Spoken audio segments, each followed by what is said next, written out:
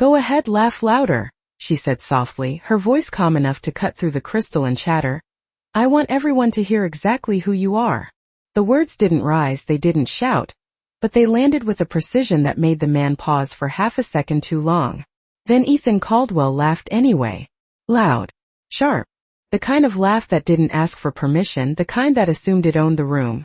It echoed across the private dining floor of the Halston, a rooftop restaurant in downtown Chicago where the skyline stretched for miles and every table cost more than most people's weekly rent.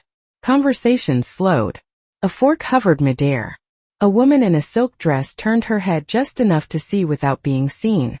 Ethan leaned back in his chair, one arm draped over the polished wood, his tailored navy suit catching the warm amber light like it belonged there. You're telling me, he said, still smiling, still amused, that you know anything about a bottle like this?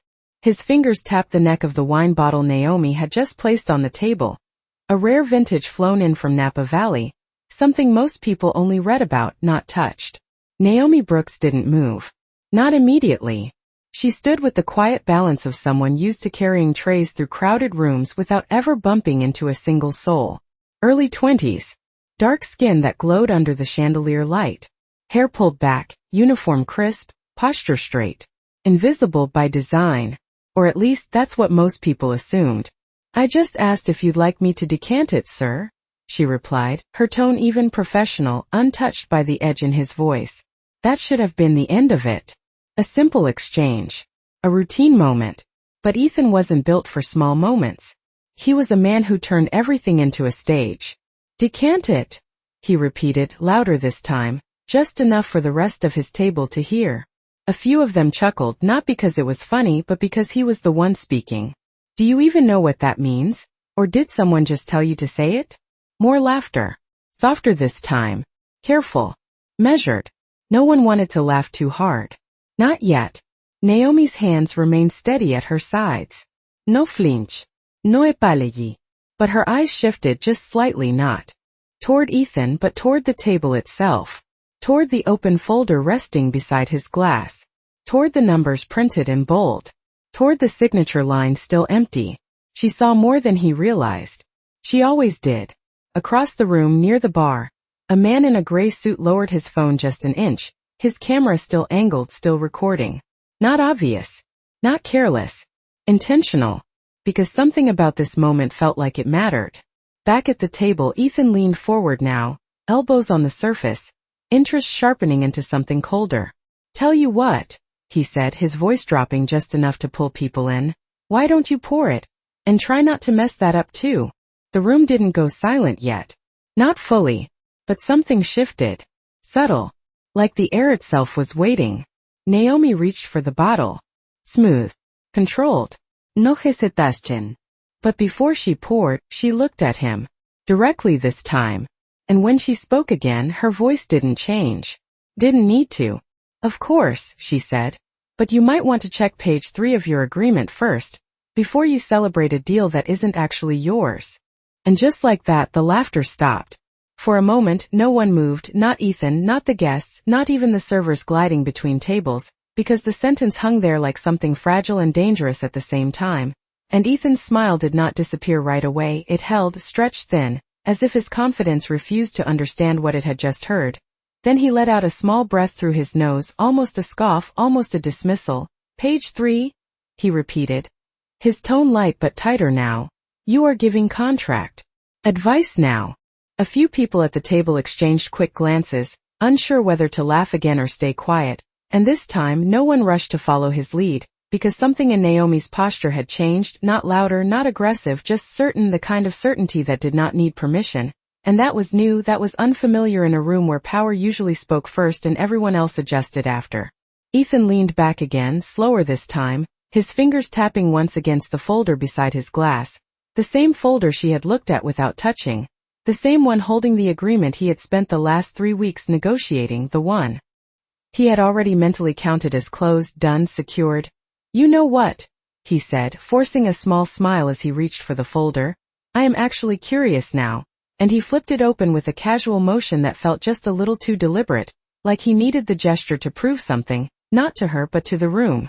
The soft rustle of paper sounded louder than it should have as he turned to the third page, and for a second everything else faded, the skyline, the music, the low hum of conversations from other tables, all of it blurred into the background while his eyes scanned the lines, quickly at first, then slower, then stopping, not dramatically, not obviously, but enough that the man sitting across from him noticed, his posture shifting, his hand lowering from his glass. "Is there a problem?" Someone asked, careful, measured, the kind of question that did not want to exist. Ethan did not answer immediately, and that silence said more than anything else could have, because Ethan Caldwell was not a man who paused, not in meetings, not in negotiations, not in rooms like this, and yet here he was, staring at a paragraph that had not changed since it was printed, but somehow had become different the moment she pointed at it without ever touching it. Naomi remained where she stood, the bottle still in her hand, angled just enough to pour, but she did not move, she did not rush, she did not fill the silence because she did not need to. The room was doing that for her now, the tension building in small, invisible ways, in the way shoulders stiffened, in the way eyes shifted between Ethan and the page, in the way no one reached for their phones or their drinks anymore. "That clause," Naomi said quietly, not interrupting, not pushing, just placing the words where they needed to land. "The one about distribution rights in the Midwest region, it does not transfer to your company. It stays with the original partner unless renegotiated under a separate addendum." She tilted her head slightly, her expression calm, almost polite, "which is not included in this version." The man across from Ethan leaned forward now, faster than before, pulling the folder slightly toward himself, his eyes scanning the same lines, and this time there was no pretending, no delay. His reaction was immediate, a sharp inhale, a tightening jaw, the kind of response that did not need explanation. Around them the air shifted again, heavier, sharper, because now it was not just about a comment or a laugh, it was about something real, something measurable, something that could not be brushed off with charm or confidence. Ethan closed the folder slowly, too slowly, his fingers pressing against the cover as if he could flatten the mistake back into silence, but it was already out, already seen, already understood, and when he finally looked up at Naomi, really looked at her this time, the amusement was gone, replaced by something quieter, something uncertain. And for the first time that night, he was not the one controlling the room. The silence did not break all at once, it shifted like pressure building behind glass, and then came the smallest sound, a chair leg scraping against polished wood as the man across from Ethan straightened his posture, his eyes still locked on the document, reading again, slower this time, as if hoping the words might change if he gave them another chance, but they did not. They stayed exactly where Naomi had said they would be, clear, precise, undeniable. "That clause should not be there," he said finally, his voice low but no longer neutral, and that was when the rest of the table felt it, the shift from performance to consequence, from conversation to calculation. Ethan exhaled, a controlled breath, the kind he had practiced in boardrooms and negotiations when numbers moved faster than people could react. But this was different. This was not a rival executive or a legal team across a conference table. This was a waitress, standing beside him with a bottle of wine, who had just pointed out something his entire team had missed, or worse, something he had overlooked himself. "It is standard language," Ethan replied, his tone measured, carefully rebuilt, as if he could step back into control by choosing the right words. "Nothing that cannot be adjusted." But the man across from him did not nod this time, did not play along, his fingers tapped once on the page, directly over the line Naomi had referenced. "Adjusted after signature is not the same as agreed before," he said. And now others at the table leaned in, drawn not by curiosity anymore, but by risk. Because deals like this did not just carry money, they carried reputation, leverage, entire networks of trust that could fracture over a single overlooked detail. Naomi shifted her weight slightly, still composed, still quiet, but her presence now held a different kind of gravity.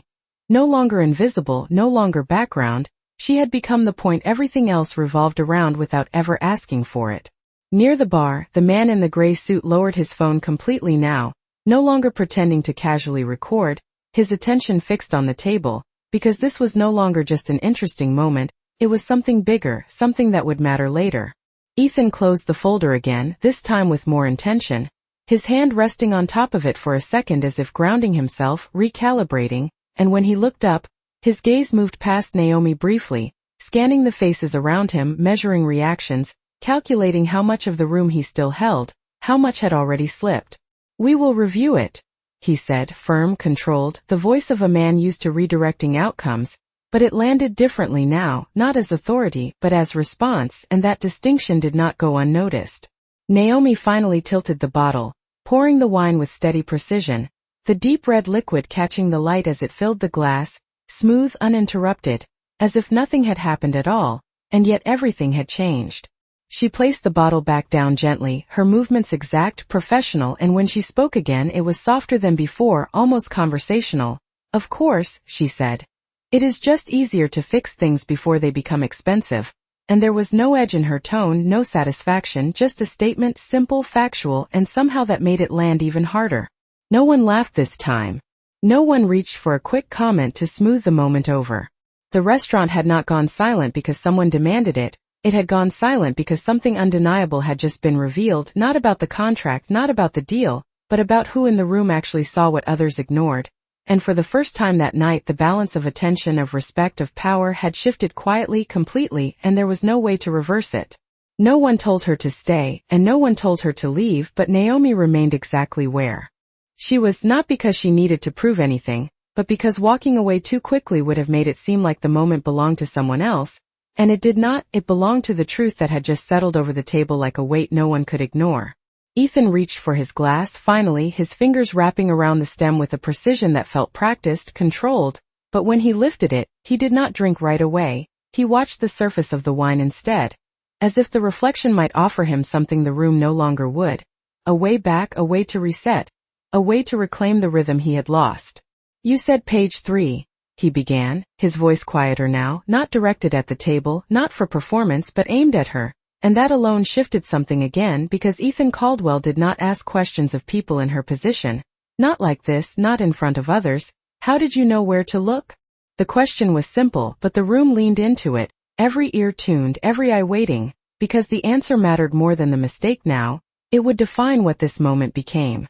Naomi met his gaze without hesitation, her expression steady, unbothered, as if this was just another part of her job, another detail to handle before moving on to the next table. "Patterns," she said, her voice even. "They repeat more than people think." And she gestured lightly toward the folder, not touching it, not claiming it, just acknowledging it. When something sounds too smooth, it usually is. A faint shift moved through the group, not laughter, not dismissal, something closer to recognition, because they understood that idea, even if they did not expect it from her. The man across from Ethan closed the folder fully this time, his posture no longer relaxed, no longer casual. "We need to pause this," he said, and there was no hesitation in his tone now, no room for negotiation, just a decision, clean and immediate, the kind that ended conversations rather than extended them. Around them the rest of the restaurant began to breathe again, slowly, cautiously, like a room recovering from holding its breath too long. But the energy at this table stayed different, heavier, more focused, because something irreversible had already happened. Near the bar, the man in the gray suit stepped forward at last, not rushing, not dramatic, just deliberate, and as he approached, a few people recognized him, subtle nods, quiet shifts in posture, the kind reserved for someone whose presence carried weight even in rooms like this. He stopped just beside the table, his attention moving from Ethan to Naomi and back again, measuring, understanding more than he needed to ask. "Interesting night," he said, his tone calm, almost thoughtful, and then his gaze settled on Naomi, not dismissive, not curious in the usual way, but assessing, respectful in a way that did not need to announce itself. "You saw that without touching the document?" Naomi nodded once, simple, direct. "Yes, sir." He held her gaze for a second longer, then gave a small, approving nod, the kind that did not come easily, and turned slightly toward Ethan. "Details matter," he added, not as advice but as fact, and that was all, but it was enough. Ethan set his glass down carefully, the soft sound against the table louder than it should have been, and for a brief moment, he looked at Naomi again, not with amusement, not with dismissal, but with something closer to acknowledgement, something unfamiliar, something earned, and the room, though no longer silent, carried that shift forward, because everyone there understood one thing now, the person they almost ignored had just become the one no one could overlook. The conversation at the table did not resume the way it had before. It could not, because something invisible had been broken and something else had quietly taken its place, and even though the music in the restaurant continued, even though glasses clinked and servers moved between tables with practiced grace, this space, this exact table, remained suspended in a different kind of awareness. Naomi stepped back half a pace, not retreating, just creating space, the way someone does when their part is complete, and for a moment it seemed like she would turn and continue her shift as if nothing had happened, as if this had been just another detail handled, another table served, but Ethan spoke again before she could move. "Wait," he said, not loud, not commanding, just enough to reach her, and that single word carried more weight than anything he had said earlier, because it was no longer about control, it was about recognition.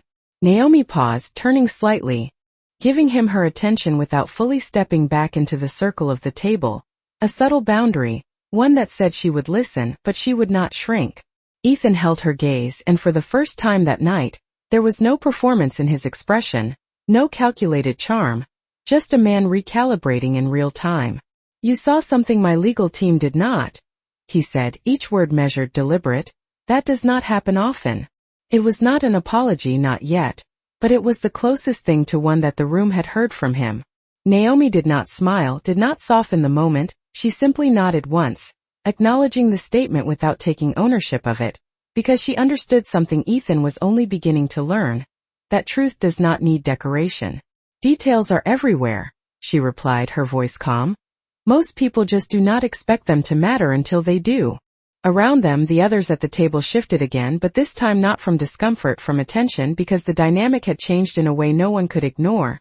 The person who had been the center of the room minutes ago was now listening, and the person who had been invisible was now being heard. The man in the gray suit remained where he stood, observing, his presence steady, and after a brief pause, he spoke again, not loudly, but with a clarity that carried.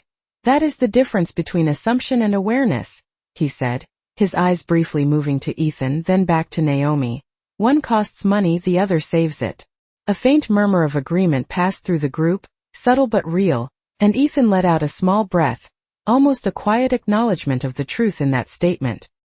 He straightened slightly in his chair, not reclaiming the space but adjusting to it, and then, after a brief hesitation that did not go unnoticed, he extended his hand toward Naomi, not across the table, but slightly to the side, a gesture that was both public and personal at the same time. "Ethan Caldwell," he said, as if introducing himself for the first time, not because she did not know who he was, but because now it mattered how he said it. Naomi looked at his hand for a brief moment, then met his eyes again, measuring, not the offer, but the intention behind it. And then she placed her hand in his, her grip firm, steady, equal. "Naomi Brooks," she replied, her voice unchanged, grounded, and in that brief exchange, something subtle but powerful settled into place. Not dominance, not submission, but balance, the kind that does not announce itself, but once it exists, it cannot be undone. Around them, the room continued, but the silence that had once been heavy was now something else entirely, not emptiness but recognition, because everyone there had just witnessed a shift that no contract, no wealth, no title could control. The moment when respect stopped being assumed and started being earned. The handshake did not last long, but it did not need to, because what passed between them was not about time, it was about recognition, and when Naomi gently withdrew her hand, she did not linger, she did not look around for approval, she simply turned back to the quiet rhythm of her work, the same way she had moved through the room before any of this began, but now every step carried a different weight, not heavier, just seen. Ethan watched her for a moment longer than necessary, his hand resting briefly where the contact had been, as if recalibrating something internal that no one else could measure, and then he leaned back in his chair again, but this time the posture was different, less about owning the space and more about understanding it. The man across from him closed the folder completely and slid it to the center of the table, no longer guarding it, no longer presenting it, just placing it there as something that needed to be reconsidered. "We will have our teams review everything again," he said, his tone final, not confrontational, but firm enough that there was no room for assumption, and Ethan nodded once, a small motion but honest, because there was no advantage left in pretending otherwise. Around them, conversation slowly returned, but not fully, not completely, because word travels quickly in rooms like this, not through announcements but through glances, through whispers, through the subtle shift in how people look at a table that suddenly matters more than it did 5 minutes ago. And already a few heads turned more frequently in their direction, curiosity replacing indifference. Near the bar, the man in the gray suit stepped closer to Naomi as she set down a tray at a nearby station, his approach calm, deliberate, and when he spoke, his voice carried the kind of quiet authority that did not need to raise itself to be heard. "You have an eye for structure," he said, not as a compliment but as an observation, something he had confirmed rather than assumed, and Naomi looked at him, meeting his gaze with the same steady composure she had held all night. I pay attention, she replied simply. He studied her for a second, then nodded, a faint smile touching the corner of his mouth. Most people do not, especially when they think they do not have to. And with that, he reached into his jacket pocket and placed a small card on the edge of the service station, not pushing it toward her, not insisting, just leaving it there as an option. If you ever decide you want to do more than observe, he added, and then he stepped away, returning to his place in the room as quietly as he had entered. Naomi glanced at the card briefly, but she did not pick it up right away. She returned to her tray, adjusting a glass, aligning a fork, small precise movements that grounded her, because moments like this, the ones that shift everything, can also distract, and she had learned long ago that staying centered mattered more than reacting quickly. Back at the table, Ethan lifted his glass again, but this time when he took a sip, it was not to fill silence, it was to think, and as he set it down, his eyes moved across the room until they found Naomi once more, not out of curiosity now, but out of respect, a quiet acknowledgement that did not need to be spoken again to exist. The restaurant had returned to its rhythm, the skyline still glowing beyond the glass, the music still weaving through the air. But something fundamental had changed, not just at that table, not just for Ethan, but for everyone who had witnessed the moment when attention, awareness, and truth quietly rewrote the balance of a room that once believed it could not be challenged. Naomi finished aligning the last glass on her tray and finally reached for the card. Not with urgency, not with excitement, but with the same quiet precision she had shown all night, as if even opportunity needed to be handled with care, and when she turned it over, her eyes scanned the name, the title, the company embossed in clean, understated lettering, nothing flashy, nothing loud, just weight carried in simplicity, and for a brief second, something flickered behind her calm expression. Not surprise, not disbelief, but recognition of what that kind of card usually meant in rooms like this: doors, access, a different path. She slipped it into the pocket of her apron without announcing the decision, because she had learned that the most important choices did not need witnesses. Across the room, Ethan remained seated, but he was no longer engaged in the same conversation. His partners had shifted into quiet discussion, their attention moving toward logistics, timelines, legal revisions, but Ethan's focus drifted elsewhere, not distracted, just redirected, his mind replaying the moment in pieces, the tone of her voice, the exact phrasing, the confidence without arrogance, and something about it did not sit comfortably with the version of control he had built his career on, because it had not challenged him with force, it had simply outseen him. He exhaled slowly and leaned forward again, resting his forearms on the table, his fingers interlaced, a posture that was less about dominance and more about thought, and then, almost without realizing it, he stood. The movement drew a few glances, subtle but immediate, because people noticed when someone like him changed direction, and instead of addressing the table, instead of reclaiming the conversation, he stepped away from it, moving across the floor with measured steps, not rushed, not hesitant, just deliberate, until he reached the service station where Naomi stood. She noticed him before he spoke, not because he made a sound, but because presence has a way of announcing itself when it carries intention, and she turned slightly, giving him her attention without abandoning what she was doing, a balance she had mastered over time. You saw more than a clause, Ethan said, his voice lower now, meant only for her, stripped of the edge it had carried earlier. You saw the risk behind it. Naomi adjusted a folded napkin, aligning its edges before answering, her hand steady, her focus precise. Risk is usually hidden in what people assume is already handled, she replied, her tone consistent, not elevated by the moment, not diminished by it either. Ethan studied her for a second, then nodded slightly, as if confirming something he had not yet put into words. You do not sound like someone who just notices things, he said, and there was no accusation in it, just curiosity, the kind that comes when certainty is replaced by interest. Naomi paused for a fraction of a second, just enough to choose her words, not carefully but intentionally. I listen, she said. People say more than they realize when they think no one important is paying attention. The sentence settled between them, quiet but clear, and Ethan let out a small breath that almost resembled a laugh, not mocking this time but acknowledging, because he understood exactly what she meant. He had built his success on that same principle, only he had never expected it to be reflected back at him from someone he had dismissed minutes earlier. He glanced briefly toward the table he had left behind, then back at her, and when he spoke again, his voice carried something new, something closer to respect than curiosity. "What if someone is paying attention now?" he asked. Naomi met his gaze, her expression unchanged, grounded, and answered without hesitation. "Then they should be ready to hear what they missed." And for the first time that night, Ethan did not respond immediately, not because he did not have an answer, but because he finally understood that in this moment, the advantage did not belong to the person who spoke first, it belonged to the one who saw clearly enough to wait. The space between them did not feel small, even though they stood only a few feet apart, because what passed in that silence was not distance, it was understanding, and Ethan felt it settle in a way he could not ignore, not this time, not after everything that had already shifted.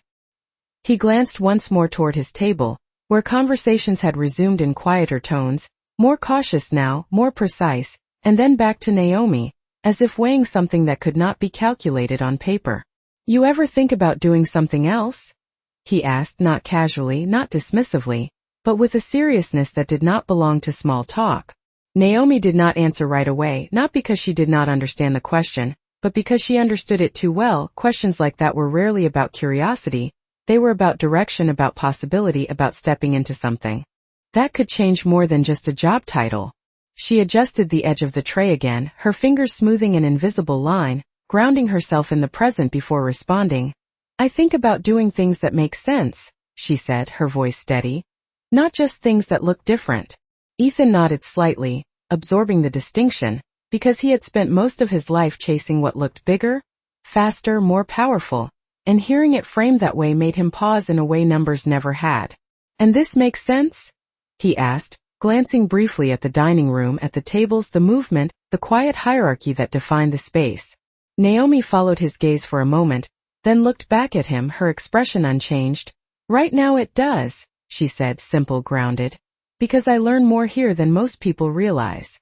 The answer lingered, not defensive, not apologetic, just clear, and Ethan let out a slow breath, something between acknowledgement and respect, because he could not argue with it, not after what he had just witnessed. Across the room, the man in the gray suit had returned to his seat, but his attention had not left them entirely, his posture relaxed, but his awareness still present, as if he understood that this conversation mattered just as much as the one that had paused at the table. Ethan shifted his weight slightly, then reached into his jacket pocket, pulling out a sleek, minimalist business card, the kind that carried influence without needing explanation, and he held it between his fingers for a second before extending it toward her. Not pushing, not insisting, just offering. "If you ever decide that what you are learning needs a different environment," he said, his tone measured, intentional, "call me." Naomi looked at the card, then at him, and for a moment the room seemed to quiet again, not because of tension, but because of significance, because offers like that were not made lightly, and they were not given twice. She took the card, her movement calm, deliberate, and turned it over once, reading the name she already knew, but this time seeing it in a different context, not as a title above her, but as a possibility in front of her. "Thank you," she said, and there was no hesitation in her voice, no overstatement, just acknowledgement, equal to the way it had been given. Ethan gave a small nod, not expecting more, not needing more, and for a brief second, neither of them spoke because nothing else needed to be said. Then Naomi slipped the card into her apron beside the other one, 2 different paths, 2 different doors, both earned in the same moment, and she returned to her work without ceremony, without announcement, because she understood something most people in that room did not, that real change does not always arrive loudly, sometimes it walks in quietly, stands still, and waits for you to notice it. Ethan watched her for a moment longer, then turned back toward his table, his steps measured, his posture different now, not smaller, not diminished, but grounded in a way that power alone had never required of him before. And as he sat down, the conversation resumed, but it did not feel the same, because the room had already learned what happens when the person no one notices becomes the one no one can ignore. The night did not end with applause, and it did not need to, because the kind of shift that had taken place was not something people celebrated out loud. It was something they carried with them, quietly, long after the table was cleared and the lights dimmed. The deal was not signed that evening, not because it failed, but because it had been forced into something more honest, something slower, something that required attention instead of assumption. And for the first time in a long time, Ethan did not rush to fix that. He let it stand, understanding that what had almost been overlooked could have cost far more than time. Naomi continued her shift the way she always did, moving from table to table with the same steady rhythm, the same quiet precision, but the room no longer treated her the same. Subtle changes, small but undeniable, guests meeting her eyes when they spoke, a pause before dismissive tones, a recognition that had not existed before, and she accepted it without reacting to it, because she knew that respect gained in a moment must be carried consistently to remain real. Near the end of the evening, as the skyline softened into a deeper blue and the last round of desserts made their way across the floor, the man in the gray suit passed by her once more, not stopping this time. Just a brief glance, a nod that acknowledged what had already been said without repeating it, and Naomi returned it with the same quiet understanding, because some conversations do not need words once they have been made clear. Ethan remained at his table longer than expected, not out of obligation, but because leaving too quickly would have felt like avoiding something, and he was not avoiding it anymore when he finally stood.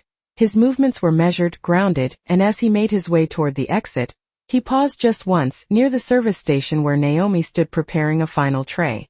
"You changed the outcome tonight," he said, his voice calm, not loud enough to draw attention, just enough to reach her, and there was no exaggeration in it, no performance, just truth. "Not just the deal, the way I see things." Naomi looked at him, her expression steady, thoughtful, and after a brief moment, she responded in the same tone she had carried all evening. "No," she said gently. "You just noticed what was already there." The answer settled between them, simple, unforced, and Ethan gave a small nod, accepting it, because he understood now that the lesson was not something she had given him. It was something he had finally allowed himself to see. He did not say anything else, he did not need to, and as he turned to leave, the city lights reflecting off the glass behind him, there was a subtle shift in his presence, not less powerful but more aware, the kind of change that does not announce itself but reshapes everything that comes after it. Naomi watched him go for a brief second, then returned to her work, the tray balanced in her hands, her step steady, her focus unchanged, because for her, the night was not about proving anything, it was about being exactly who she had always been, in a room that had finally learned how to see it. And as the restaurant settled into its final quiet moments, one thing remained clear in a way no one there would forget: power can fill a room, but it is awareness, calm, and truth that can silence it.